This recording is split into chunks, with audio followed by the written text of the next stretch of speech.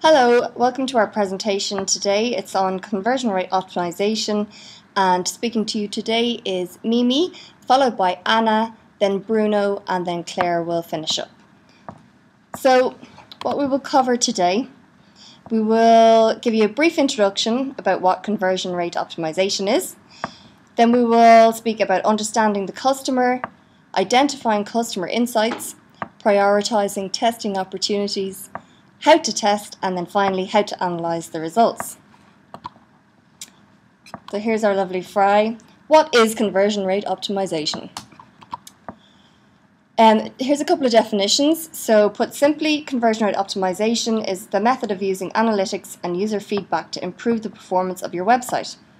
Or put very simply by Moz, finding out why visitors aren't converting and fixing it. So why should you use it?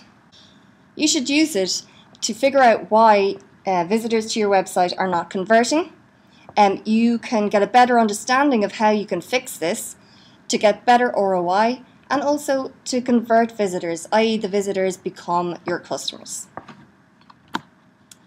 What's important to know before you start? So you've got to remember that different businesses have different conversions. So we'll explain that a little bit more in the next slide. Business and revenue generating goals have to be aligned to conversions. So the things that make money for your business have to be aligned to your conversions.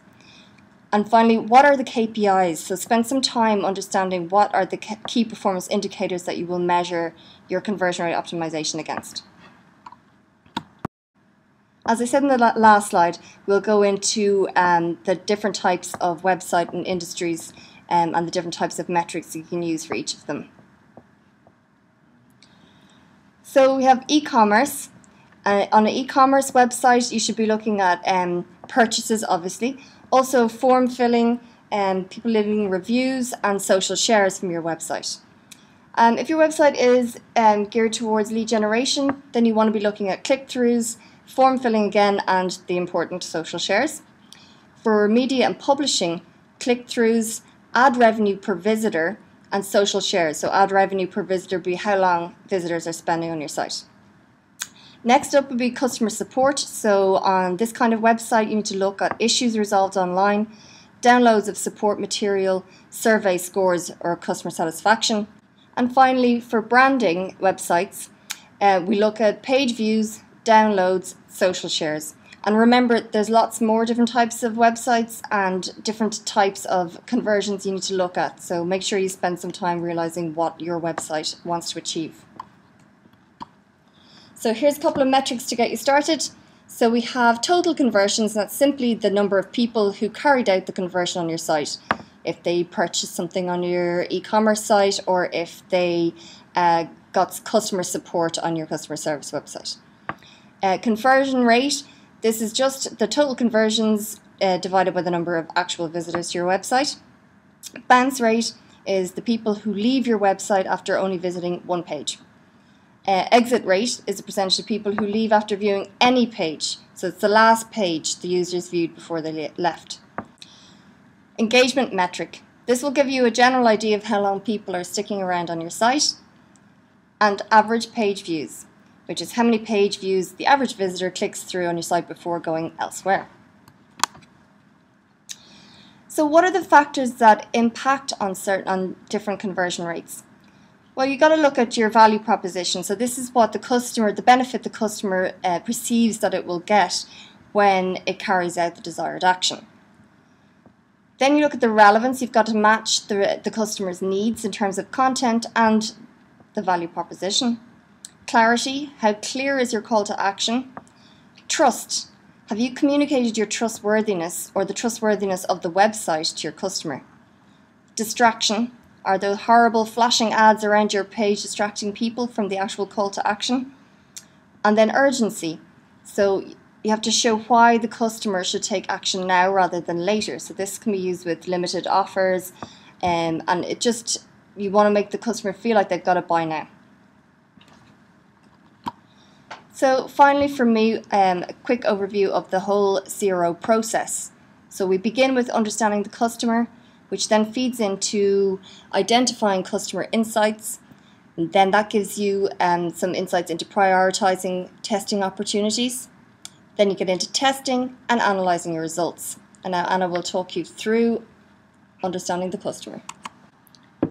So the first step of the conversion rate optimization is understanding the customer. Before you start, it is important to understand that conversion rate optimization is an ongoing process and must involve both technological testing and users' psychology. In the first part of the webinar, we are going to talk about psychology and users' behavior. The starting point of it is understanding your prospects and customers, because you should remember that the user is always at the heart of conversion rate optimization. The user is the one who is making decisions to convert or not to convert, and which is why it is important to understand the mind and motives of the user. And the better you understand them, the better test hypothesis you can create, and vice versa. So the main problem with understanding your audience is mental filters. As Chris Howard says, each word and image you put on your website is colored in their mind before they understand it. It's like they're wearing their own information filter glasses that change what you say before it hits their brain. Well, for example, if we put an image of a smiling girl on a website, some people might think that it is a fashion brand for teenagers, and others that is a dental clinic advertising. Such mental filters are influenced by psychographic, demographic, and cultural factors, as well as previous experiences with the brands. That is exactly why it is important to segment the audience based on their location, age, needs, wants, interests, and other factors I'm going to mention later. User segmentation is an essential part of conversion rate optimization because it helps to create relevance, strengthen message match, improve user offers, make observations about audience, and create hypotheses to test. According to a consultancy conversion rate optimization report, companies whose conversion rate has improved used 50% more ways to segment their visitors and customers than the companies whose conversion had not improved or has stayed the same. The segmentation and targeting ensures your marketing communication are relevant to the consumer.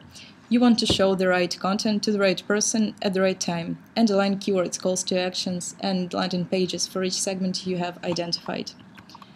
As you can see, the most commonly used types of segmentation, according to a consultancy report, are behavioral, geographic, and demographic.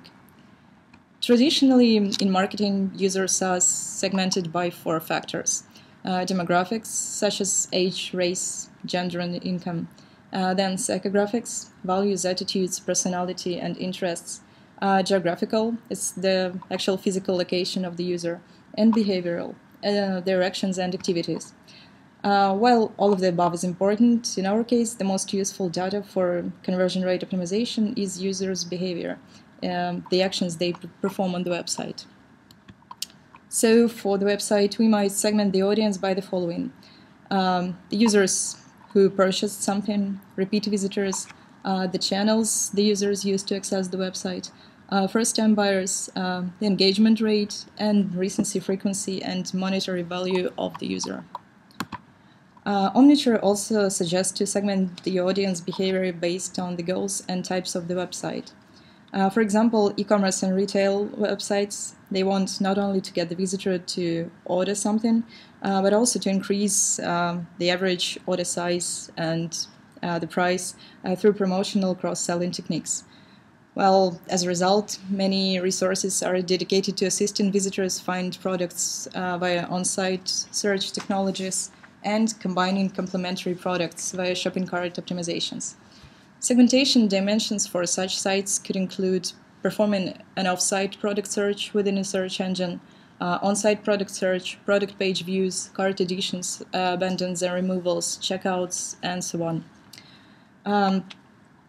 Then the next thing is lead generation websites, and they optimize the marketing mix around behaviors that eventually lead to the closed sale. Such behaviors may include viewing product demos or product-related webinars, viewing product pages, filling out lead forms, downloading product information, or holding a meeting with a company representative. Demographic data may be appended to each visitor, resulting in the further clarification and understanding the segments and profiles. Through lead inquiry forms of service, further psychographic, demographic, and behavioral data may be appended, such as company size, location, and purchase stage. Yeah, so by understanding such correlations, marketers can then remarket to segments that visited the website but haven't downloaded or haven't purchased something. And the last one is advertising and media websites. Their goal is to acquire and direct new visitors to as many pages and pieces of content as possible, and to generate advertising views for paying customers. So they might find useful to look at the data such as referring domains, new visitors viewing of individual pages and content, conversion metrics such as newsgroup signups, alert features, and chat. But it is very important to remember that regardless of what type of segmentation you will choose, all segments should meet the following criteria that can be summarized by the acronym ADAMS. So first, they should be accessible. It must be possible to reach the segment efficiently. Differential. It must respond differently to a different marketing mix. Actionable. You must have a product for this segment. Measurable. Size and purchasing power can be measured. And substantial. The segment has to be large and profitable enough. In this step of the conversion rate optimization process, we want to explain how to use data to identify customer insights. This is the process that we are going to follow in order to use data to get valuable customer insights. The first step is the data collection. We will collect data from different sources. Then, in the informational step, we will identify the relationships between the data collected. In the meaning step, we will put the information into a business context to understand what's really happening. And finally, this process will allow us to identify customer insights. As I mentioned, the first step is the data collection. The data collected will be qualitative and quantitative, and it can be collected from various sources, such as website analytics. In this case, we can see how website data can be collected from Google Analytics and also from Google AdWords if we are running an AdWords campaign. We can also collect customer data by doing surveys on our website or by email.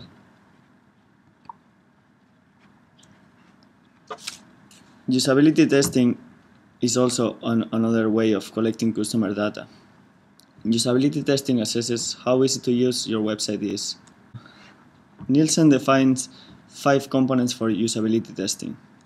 First, learnability. This addresses how easy the users accomplish tasks the first time they encounter your website. Efficiency. How quickly users can perform tasks. Memorability. When users come back for the second time or third time, how easy is to complete task again for them? Errors. How many errors they make. It's easy for them to recover from those errors? And finally, satisfaction. How pleasant is it, the design for the users?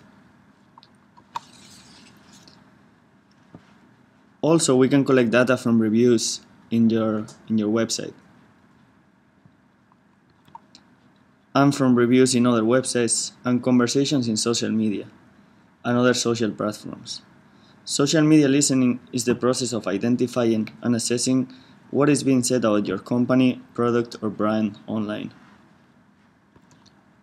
And finally, CRM systems can also give us valuable data about our customers. Once we have collected data from different sources, we have to convert this data into valuable information. In order to do that, we need to find relationships in the data. In this sense, organization is very important because unorganized data are voluminous but of very little value. So, identify the data that is valuable for you.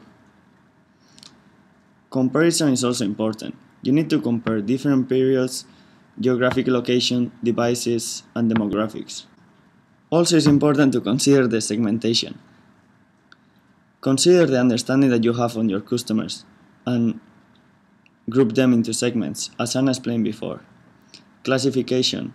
Data classification is the process of organizing data into different categories for its most effective and efficient use. A well-planned data classification system makes essential data easy to find.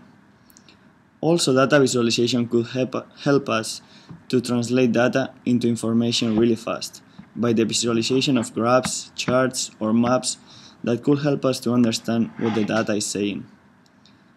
And also statistics such as correlation and regressions in order to identify these relationships between the data and understand if there is a statistical significance between different variables. In the last step, we want to translate information into customer insights. Information becomes meaningful when there is an understanding of the business context. In this case, we are trying to get customer insights to optimize the conversion rate of our website. And we need to incorporate the knowledge of our customers, market, microeconomic factors, etc. to understand what the information really means. A customer insight will be to understand what is driving the customer to behave this way. As Anna outlined before, conversion rate optimization is trying to understand customer behavior to increase conversions. For example, a web page has a particular high bounce rate of 80% in comparison with other pages. That's a piece of information. A customer insight will be to identify why is this happening. Is it the content that is not satisfying their needs? Maybe it's not clear what we expect the user to do next. We don't provide a clear call to action. The website doesn't transmit a sense of trust to the user. The ability of employees to put information into context and influence the complex decision making is vital for success in conversion rate optimization. In the next step, we will try to explain how to identify concrete opportunities to optimize your website and how to prioritize that opportunities by understanding your website. The first step is to understand what users are doing in your site. It's important to understand the user's actions, consider the different stages of the buyer's journey. When we talk about conversion rate optimization, we focus our attention on the consideration and purchase stages. We need to consider all users' goals in each stage of the customer journey, analyze if the website is fulfilling those. Also, consider that users might use different devices in different stages of the process, and that different segments also will have different goals, use different devices, and have different behavior when they are using your website.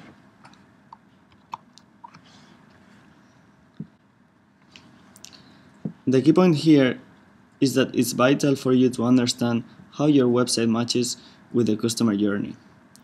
Look at your website pages as stages in the decision funnel, taking a customer perspective approach. Analyze if your website is satisfying the customer's need in each step and think why or why not. If your website is satisfying the customer needs, think what you can learn, and if not, think what might be the problem. The website mainly is divided in 3 different pages. First, we have the landing page. A landing page is a web page on which a visitor first arrives to your website. This website has an only goal to drive a specific action. It must include a strong call to action in order to encourage the user to take this action. The product and information pages are the most important pages in the decision-making process. These are informational pages that provide just enough information that the user requires to take an action. And finally, the transactional pages. Once your prospect made a decision to act, the only thing standing between them and the goal is the transaction. This includes the checkout process. The usage of high traffic pages for your test is a best practice. High potential pages are those pages in which an optimization could have a big impact on conversions. For instance, pages that are fundamental in the decision-making process, the ones that correspond to the most popular products, or the ones that have bigger margins. However, if a page is performing well, make sure that you don't make changes that could negatively affect the conversions, and try to learn what is driving the success instead. High traffic pages allow completing tests more quickly, so the results of a test could be applied to lower traffic pages.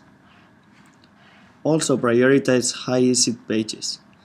There could be some barriers to optimize certain pages, such as technical and political factors, so consider these factors before choosing a page to run the test. Think about the resources that involve making a test in this web page and the expected ROI. And finally, we have a research from eConsultancy where we can see what companies are prioritizing from 2010 to 2014. We can see the call to action buttons, page layout, the copy, the navigation, images, promotions and offers, checkout processes, product selection process, and security fields are the main points. In addition, and even though these factors are not purely conversion rate optimization, don't forget the website maintenance to fix technical problems and the website speed, as this also can affect the conversions rate.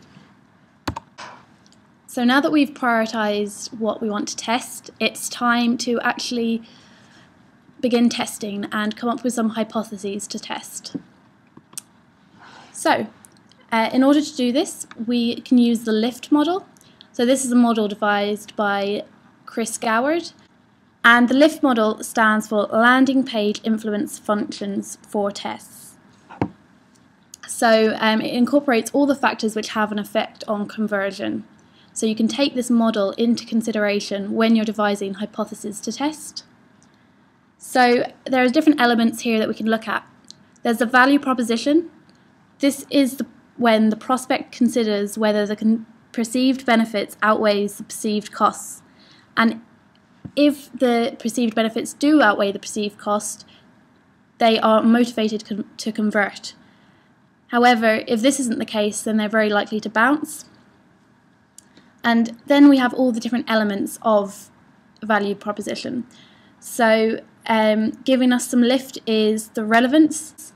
The more relevant the page is to the prospect's goals, the more likely they are to convert. We also have clarity. This means that if the page is clear and well laid out, the prospect again is more likely to convert. We then also have anxiety.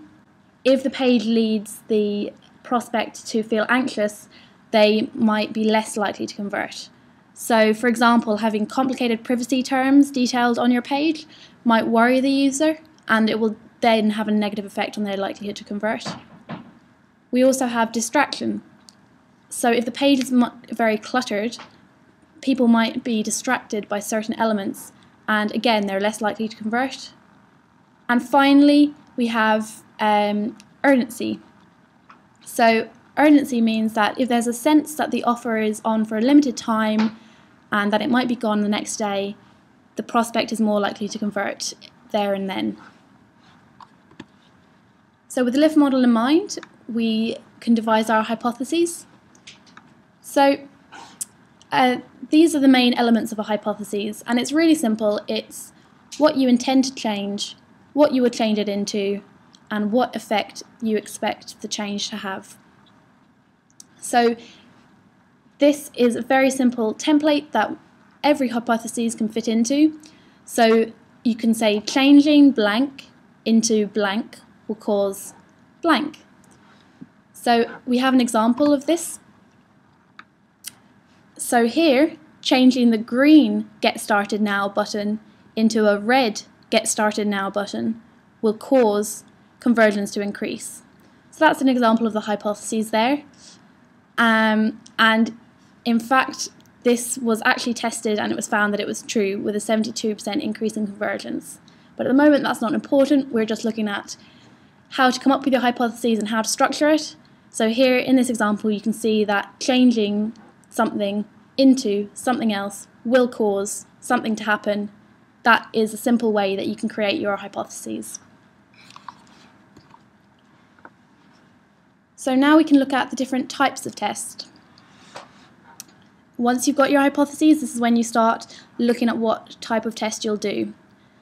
So there's an A, B, ABN tests, maybe more commonly known as A/B tests, but in reality it's technically an ABN test. And there's two different types of ABN tests. There's the variable cluster test and there's the isolation test. So with the variable cluster test, you can change a number of things at one time. And with this you see results very quickly. However, you don't know what individual change is causing the increase in conversions, so it's not as effective as the isolation test. The isolation test is when you make one single change and test for it.